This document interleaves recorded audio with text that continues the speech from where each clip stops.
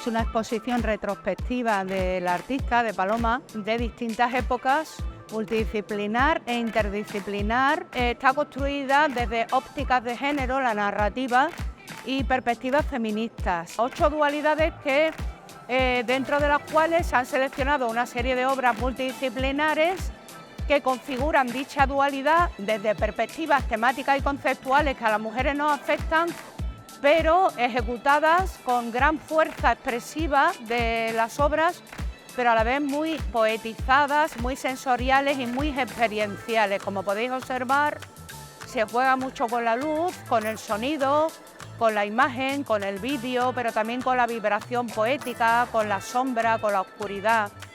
Un espacio infinito, maravilloso, en donde hemos instalado, no sé, los últimos 40 años de mi trabajo, con una tecnología adecuada al espacio, con una luz y un sonido envolventes, y creo que os va a gustar. Os animo a venir a vernos y a disfrutar la exposición.